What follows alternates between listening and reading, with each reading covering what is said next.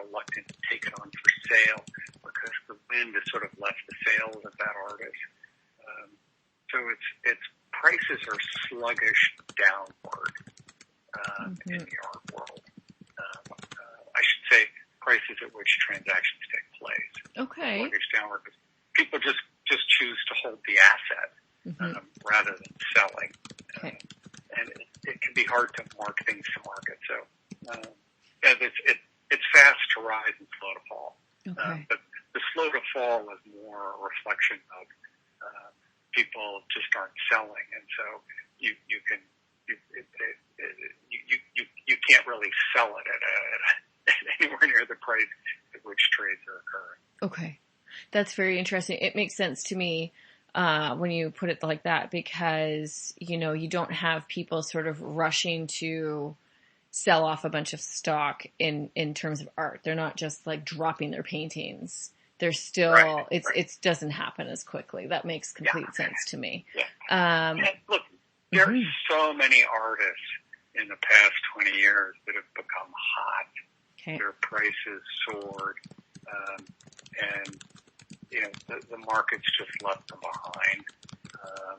And what happens is that the owners of those works, it tends to go into storage.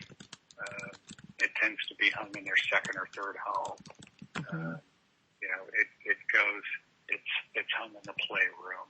And it's, that sort of art that's out of favor, goes to die in storage rooms. Right. Well, this is so interesting to me that people actually store their art collections. Now, when I was talking to Bonnie, she did talk to me about why that might be. People might have larger collections that they rotate in and out. They might have reasons like temperature control and all these other elements that they may not have it at, say, their house in the Hamptons or something like that. So this totally makes sense to me, because to me, somebody who doesn't have this sort of, I do have art in my house. I just don't have, millions of dollars of art in my house. So to me, I always hang the art because I want to see it. Whereas I guess from the investment side and there is sort of this potential storage factor that happens, either if the art is sort of out of favor, or if it is maybe so valuable that you may not want to hang it on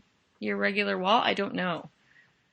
Oh, for sure. I've had clients where when I've started working with them to help them understand what their collection is worth, these are people that might have started collecting, 40 years ago. Right. And maybe, made a handful of really smart decisions that they're as amazed as anybody else that it's really what it is now. And sometimes they're like, oh my God, I can't have this hang in my dining room anymore. And it goes into storage. Or I had one person where we've had a replica made of the work, because they love this painting, they want to see it, they're just not comfortable having it hang in their home. I mean, it's just a really valuable work of art. And so, a replica was made. So the replica is hanging in their home, and the original is in storage. That's so interesting. It's only, again, it might sound funny, but to me that's something I've seen in movies, and so I love that actually, I wondered. It really happens. It really happens. It really happens, and I think that's awesome. I think it's so interesting that people can have So no, it really happens. Again, it will remain unnamed, but there was somebody who he sold at an auction house. Gosh, this was 15 years ago. Right. A beautiful, wonderful painting by Picasso for about $35 million. Right. And as part of the deal with the auction house, they had a replica made of the painting. Makes sense. And so he hung the replica in his office where the painting used to hang. And he very proudly, when he'd take people on tours of his home, he would point out this wonderful painting, and people would ooh and ah, and he would go, I actually sold the original. This is a replica. Amazing. Because he sort of loved to sort of goose people. Yeah, well, and to me, it's so interesting, right? Because the aesthetic of it, clearly it's so pleasing to somebody, but then there's just the sheer value of it. Cause I would be that person. It's like, I can't hang that in my dining room. If it's worth that much, I don't know if I could, and so I get that, but to me, it's sort of interesting that you'd have the duplicate, so why have the original? And I get it because you want the original and that's what holds value for you, but the aesthetic, it's too valuable and it makes you too nervous, I would think, to have it maybe out on display, but then to not have the aesthetic, then what's the point? So you have to have that replica. So I think that's such an interesting tug of war between the two things. We've probably heard of the artist Rothko, Mark Rothko. Mm-hmm. The wonderful sort of color block. Yeah, so I had one client who had a wonderful Rothko, large, magnificent work.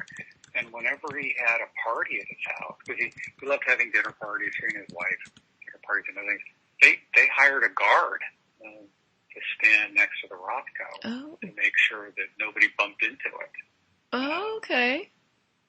Yeah, so just the practical aspects of living with extraordinarily valuable works of art. You have to take some precautions. Mm-hmm. And I think that's what's so interesting, maybe for people that are looking at this, because this piece is aimed for people that would have the capital to be able to access this type, but maybe they've never done it before. So maybe considering the practicality of some of these, maybe it is about where they would actually hang it, the actual environment it would be, the idea of having it guarded should they decide to have people over, or, that kind of thing. And so it's such a specific thing to think about in terms of the practicality of it, that I think that all of these elements would be so valued by the reader to know that this is something to consider. It's not. Absolutely. Yeah. I think you'll probably end up going with a multi-piece. Just realizing that you have sort of an economics and finance background. Mm-hmm. So maybe one thing to talk about, because you'll understand exactly what I'm saying. Mm-hmm. There's a huge difference between traditional financial markets and the art market regarding your ability to generate or earn even a beta. Right. So what I mean by that is, you think about the stock market. It's so easy today to buy an S&P 500 index, an MSCI, weighted index, and you as an investor can buy that, and very good chance over time that investment is going to increase because you're buying, a diversified portfolio of the market. And you have so many people around the world that become enormously wealthy by buying indices or buying the market, because the market lifts over time. And you're as familiar as I am that you want, you're buying beta there. You're buying the market return.